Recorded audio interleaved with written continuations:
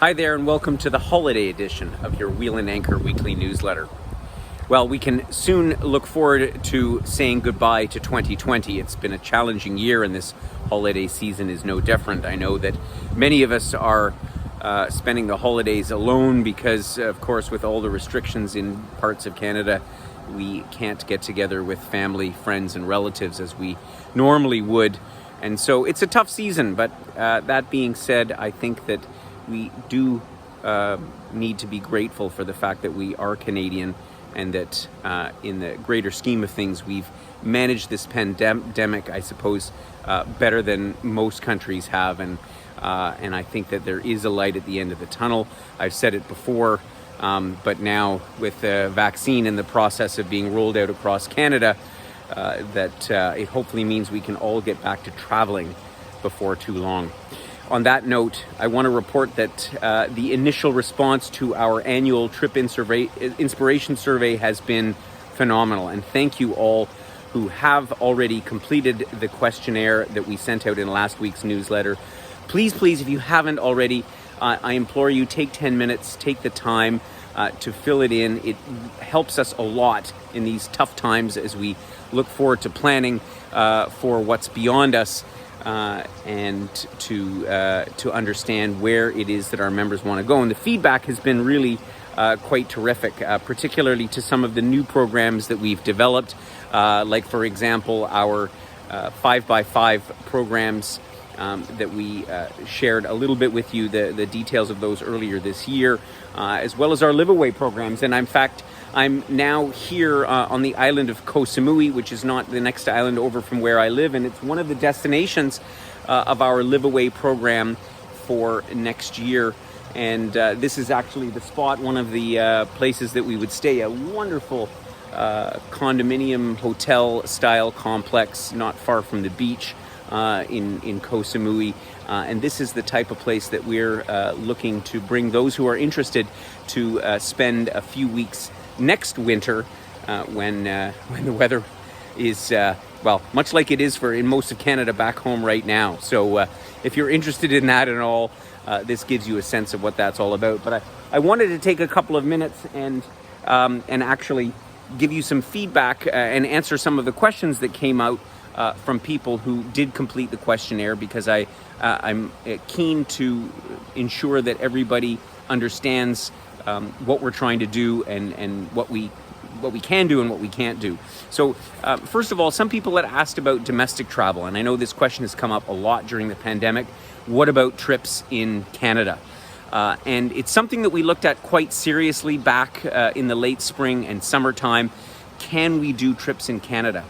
And to be perfectly frank, as much as I would love to do trips in Canada, and we will offer some at some point, it's remarkably difficult, and that may come as a surprise to you, but it is more challenging for us to coordinate trips in Canada for a whole host of reasons, including the lack of availability of space. There are key players in the travel industry who take up the better accommodations in the most sought-after tourist destinations in Canada, and it's very hard to secure a reservation for even a small group of people. And so we're looking at how to tackle that so that we can offer some programs around Canada. I know I'm interested myself in seeing more of Canada.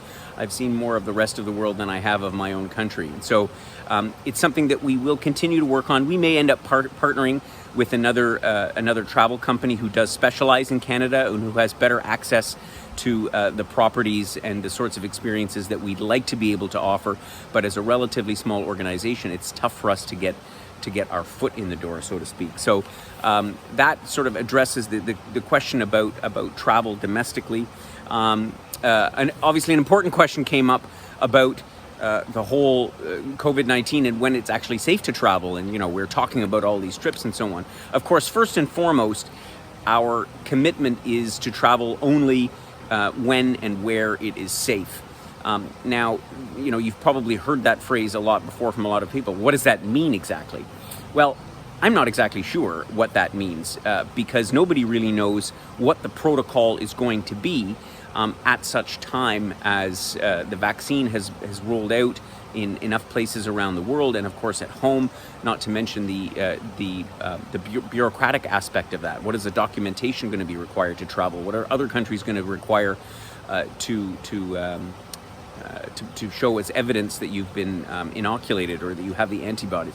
So many questions have yet to be answered, and we are all anticipating that over the next few months those questions will get answered that will enable us to make a decision on what's going to happen with our programs in the latter part of the spring and summer, as well as next fall. So we're hopeful for 2021 that we're going to have a better year, and that we're going to be able to travel certainly in the latter part of the year, but at the same time we have to wait and see what that exactly means when it is safe to travel. A number of people commented on our Liveaways programs, like the ones that we're setting up here in Koh Samui, and they asked about other destinations. What about doing the south of Spain, Portugal? What about Italy? Some people have even mentioned doing long stays in more exotic places like Africa or South America. There are a million options, and frankly, I personally like this concept of going to a place for a longer period of time and having a more relaxed way to explore and discover and learn about a different culture, a different place, all at one's or partly at one's own pace. And so I'm optimistic that we're going to be launching more of these Liveaways.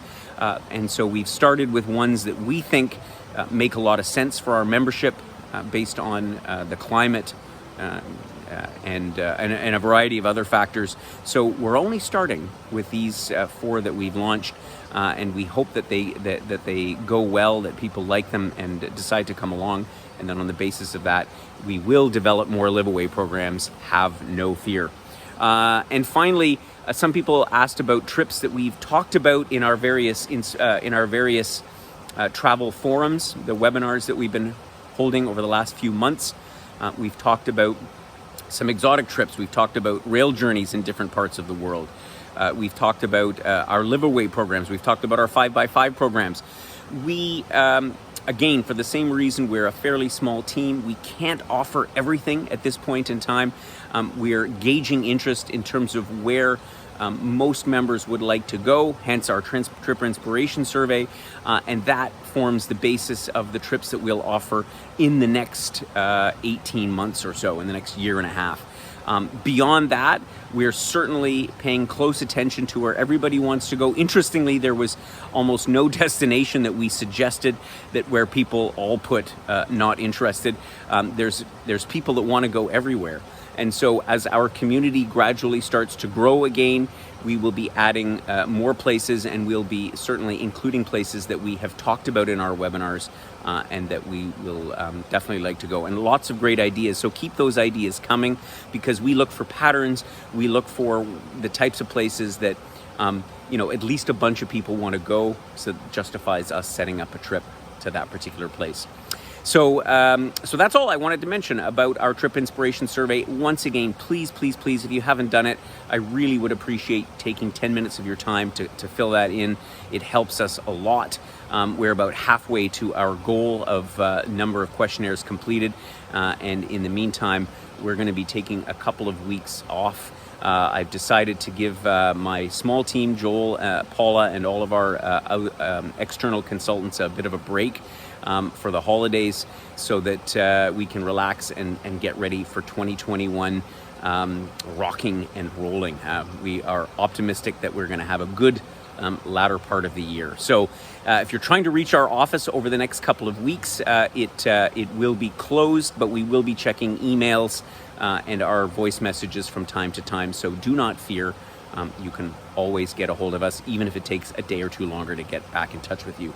So on that note, have a wonderful holiday. We'll look forward. Our first event of 2021 will be our Rail Journey, Incredible Rail Journeys episode 4, covering the Orient Express and the Palace on Wheels. So join us for that on January the 7th at 11 o'clock Eastern Standard Time.